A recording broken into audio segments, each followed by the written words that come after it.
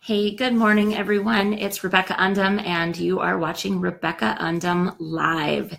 So today, we'll get into the topic in just a minute here. We're talking about how to find your purpose. And it's interesting. This is a question that I have actually gotten from a lot of people. It's really that answer to the question, why am I here? What value do I have? What am I supposed to be doing? So that's what we're tackling today, is finding your purpose. And so as we wait for some people to join us, I want to just say a couple things. First of all, introduce myself. I'm Rebecca Undem, author of How Mommy Got Her Groove Back, and founder of Groove School, an online group coaching program. And just kind of your general personal and professional development junkie. Like, I can't get enough of it. Always trying to get better, always trying to strive for more. I'm a tired person too because of that, but it's good. And I'm a mom of 3 little kids. They are 8, 6 on Thursday, 3 next month. So busy. Farmer's wife, that's me in a nutshell. So I'm so happy that you're here with me. The first thing I want to mention too, as you're coming on, if you have somebody in your Facebook world that you think would like to catch this topic, please share the video. Please share the video and invite them to come and join us live. I know it's not always easy. It's early. It's a Monday morning. But for me, there's something about coming off my weekend knowing I have to be ready for you guys on Monday morning. It's just an awesome feeling. So I guess we'll call it like Motivation Monday. Okay, so for those of you that have been kind of following along, maybe you don't know this, every live Facebook show, I give away a book, or at least one. And it's usually I give you something you have to do, and if you do it, you get your name in a drawing for a book. And so I'm so excited to tell you that today's winner from last week's live on the topic of inspiration is Denise Mueller-Shipman. So Denise, congratulations. I'll tag you here on the replay, or when the video is over, I'll tag you, and all you got to do is send me your address and I'll ship a book out to you, a signed copy of the book. I feel like there's good karma in that, right? We're giving away good things. Okay, so with that, at the end, I will be giving you the link to my free companion workbook. So this is the Groove Finder's Guide series. I wrote a companion workbook to the main book. So hang on till the end. I'll tell you how to get that for free. And I will tell you also what you need to do to get entered into the drawing for this week's free book giveaway. Okay, so with that, let's talk about purpose. All right. So again, we've all had the question potentially. I think at most of us at some point in our journey, maybe we were 18, maybe you're 40, who knows? Somewhere along the line, we have that feeling of like, why am I really here? Like, what's the purpose that I have that I'm supposed to be offering to the world? And there's one thing I just want to start out by telling you, and this is actually partially from the workbook. I wrote a guide called Knowing Your Value. The first thing I want to do, especially to all of the women that are on the call, that will listen to this in the replay, that are watching live with me now, we are so wired to believe that the value that we offer to the world is wrapped up in our doing. So if we are not chasing, if we are not climbing, if we are not producing, if we are not doing, then we hold no value. We actually convince ourselves that that's the truth. And I have to just look at you. I'm looking right at you to tell you, all of you that are listening to this call live now, or the video live now, and that are going to watch this on the replay, you have value because you're a human being. There is no doing required. Okay? So the first thing we need to do is accept the fact that having purpose, you have a purpose because you're breathing. And you can see in the caption, I'm like, what's the point of breathing though if you don't really feel alive? And so for me, the idea of finding your purpose is figuring out how to live in a way that you feel alive and you feel inspired and you feel like you are adding value in a way that feels congruent with who you are. But the biggest thing is we so often mistake purpose with career or work. And it's not what purpose is. You have purpose because you're a person. Hey, Glow. Good morning. Yeah, and you guys come on and say hi. If anything I say, you're like, amen, or what are you talking about? Like, please ask me questions. That's the point of these being live. Don't just follow along. Jump in and join me. Okay, so that's the first thing. I really, really, really want you to recognize that you're valuable. without doing anything.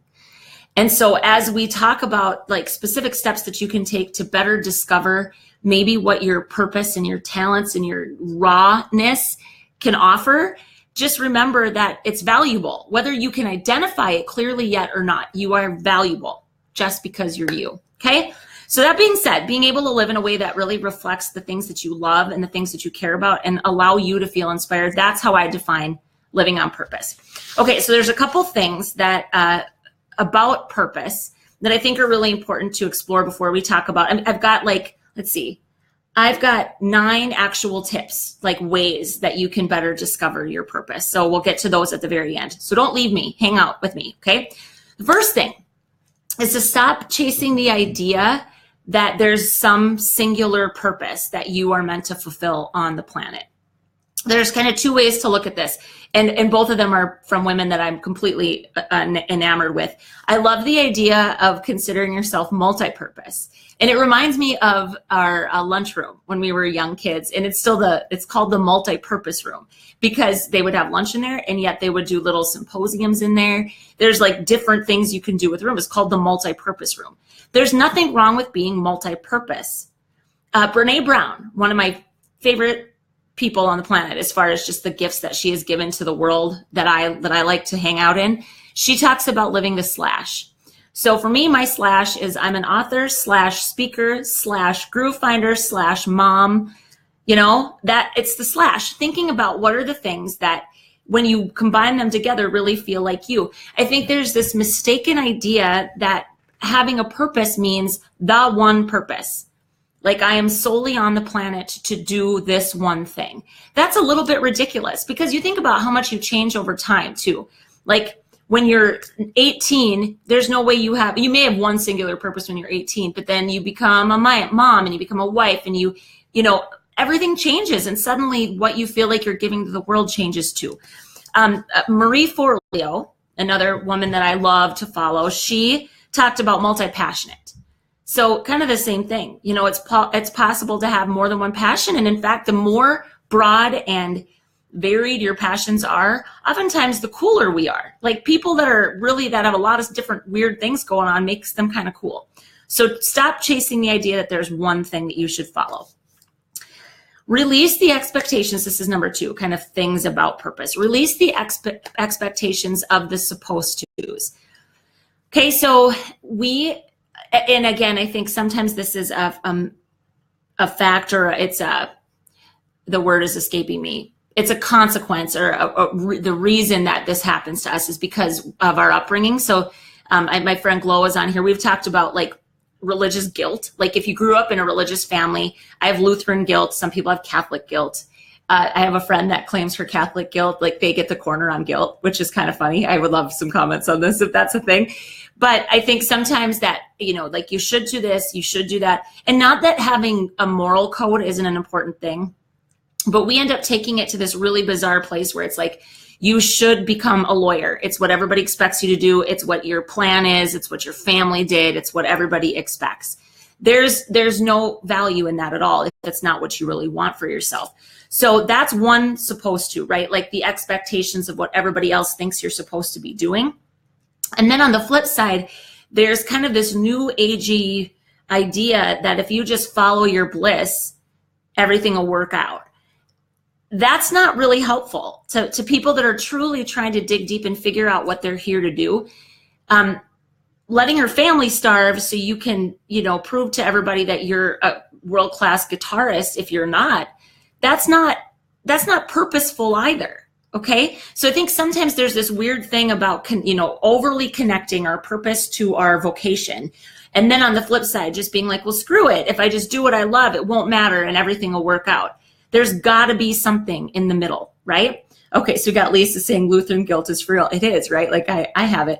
And again, I am not at all saying, advocating in any way that having a set and a moral code, like this is the line, this is right, and this is wrong. That's not what we're talking about. I'm talking about the guilt that I feel for absolutely no reason, like saying no to people, right? And then suddenly you feel like, oh, but then I should be helpful and I should, right?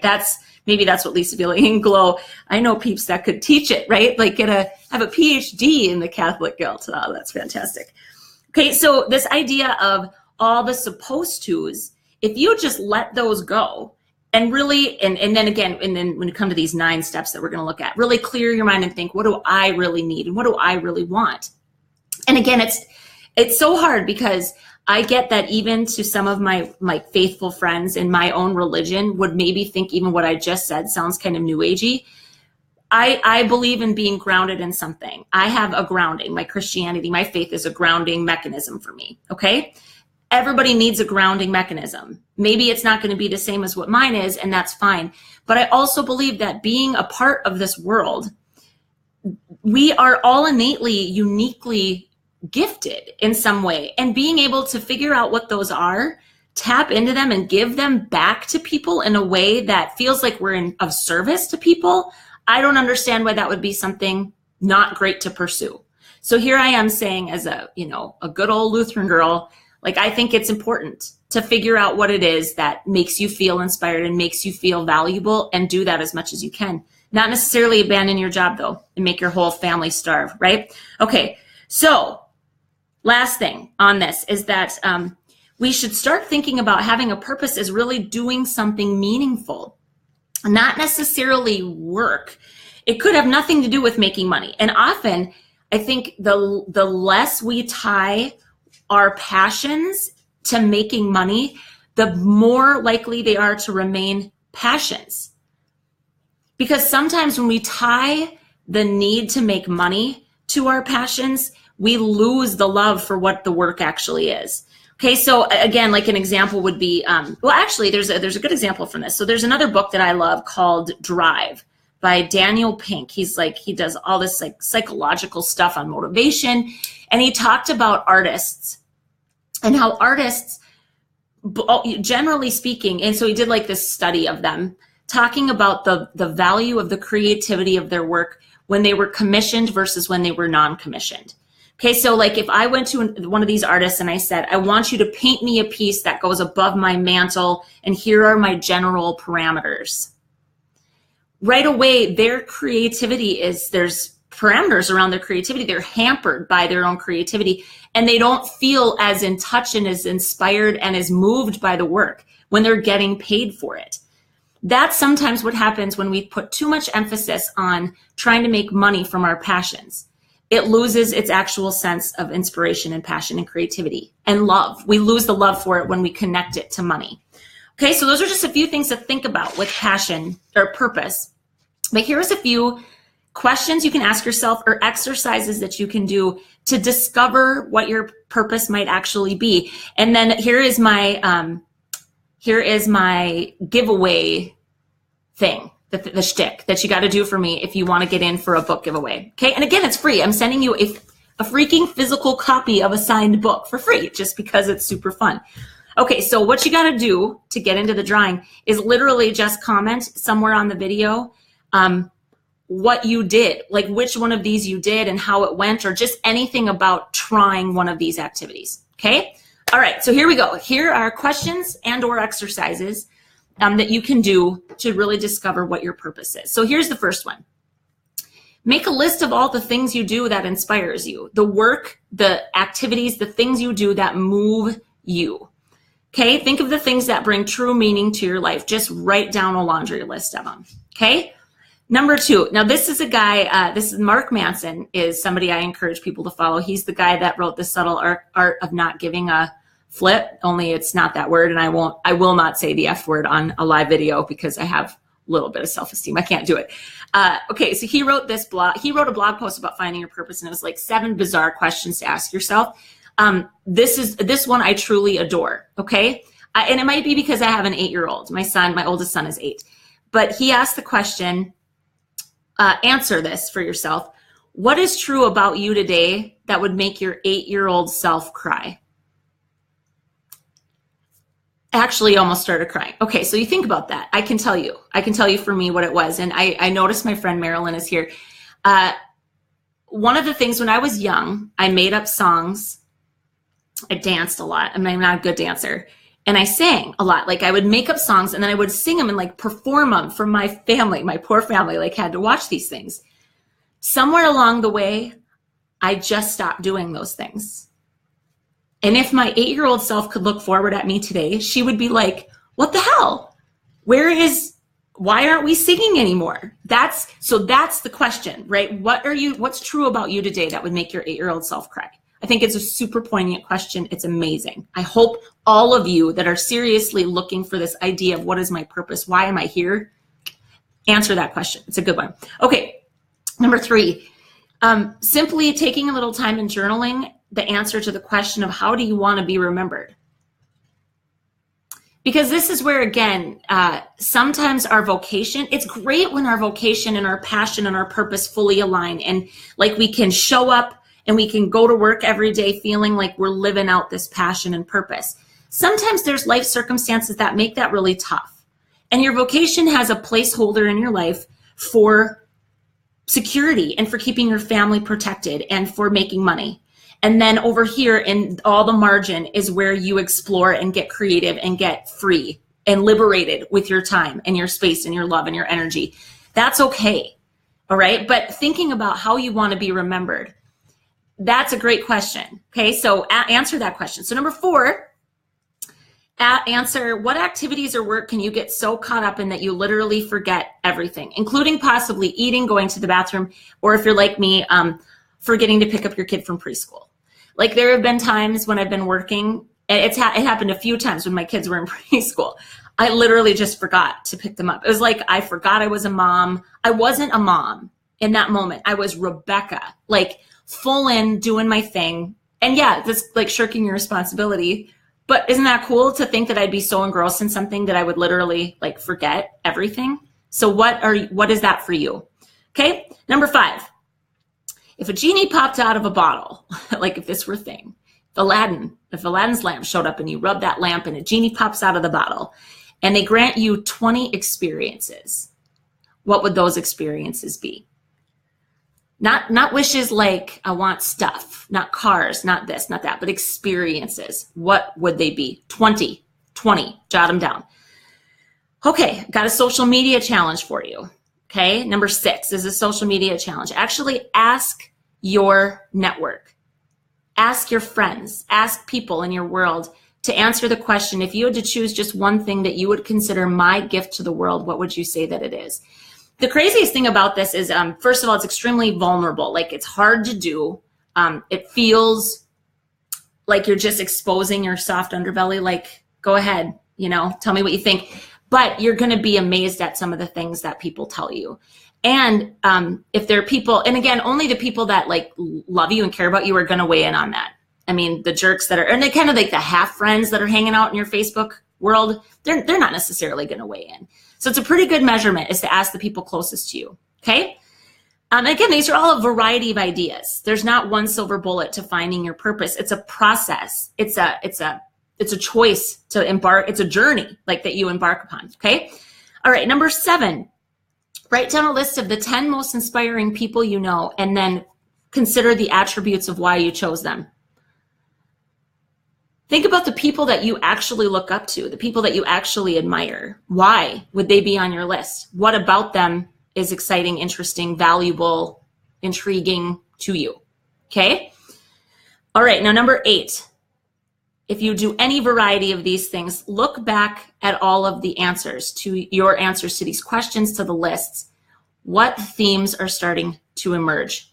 There is almost always a theme. And like music for me is a theme.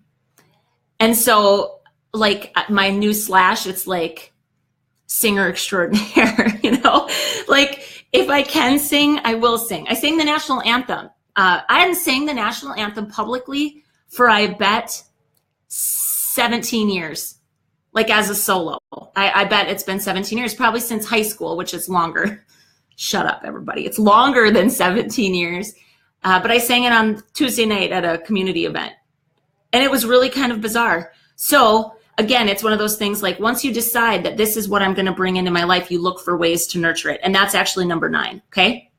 So if you start to see the theme, in number 9, you pick one attribute, characteristic, idea, thing that you've discovered through this process of answering these questions, and you decide to get to work. Start bringing more of it into your life. Seek out opportunities to do it. Will they be posted again? Questions, Katie. Yes, I can actually do a quick, I'll do a quick recap of them on here for you. Good question. Thank you. Yeah, I'll do that for you guys. No problem. Okay. So number 9, it's intentionally bringing it into your life. So if slash singer extraordinaire is one of the things I'm intentionally trying to cultivate, then I'm looking for opportunities to sing anywhere I go. I'm going to a Lady Gaga concert tonight. I should have that nailed, right? Like it'll be nailed. I'll be singing. Everyone around me will be like, really, lady? Okay. But then it's singing karaoke. It's every single time there's an event. I could offer and say, I would love to sing for you if you need a little extra entertainment. And that's bold. But again, it's up to us to cultivate these things in the margin of our lives. If it's not something, I'm not telling you if music is your thing, what we need to do is quit our day jobs and try to make it as an artist, a singer. That's actually kind of insane, you know? And again, big dreams, I'm all about that. But I think sometimes that's when people get paralyzed by the idea of finding their purpose, is it feels like they need to abandon all reality to get it. And it doesn't need to be like that. You can do these small things to cultivate more of whatever it is you want in your life. Okay. So it's not all quitting your job and pursuing your passion. Sometimes your family and the security and the stability of something is what you need at that moment in your life. And that's okay. Okay. So here we go.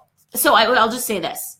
I'm excited to hear about what you discover about yourself. I hope I see from some of you a social media question asking what other people think your gifts are, because it's worthy of pursuit, digging deep, getting to know who you really are and what you really care about. Once you peel back the roles, you peel back the role of mother, you peel back the role of wife, you peel back the role of best friend, like then what?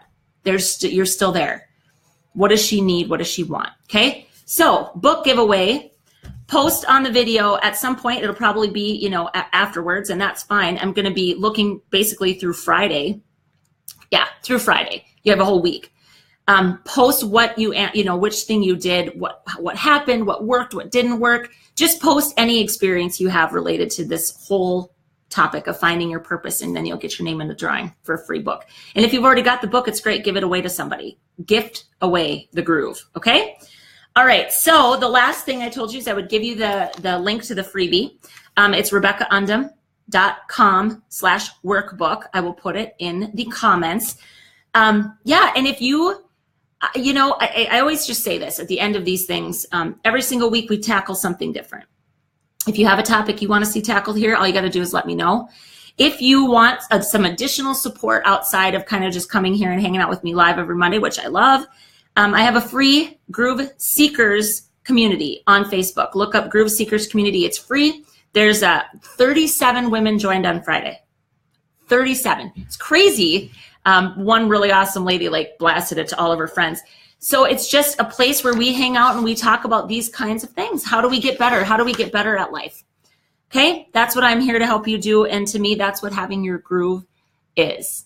So as always, until I see you again, groove on, everybody, and stay in touch. Let me know how things are going and commit to taking the time to discover you, because you're beautiful and you're worthy of discovering. Okay, have an awesome day, everyone. We'll talk to you soon.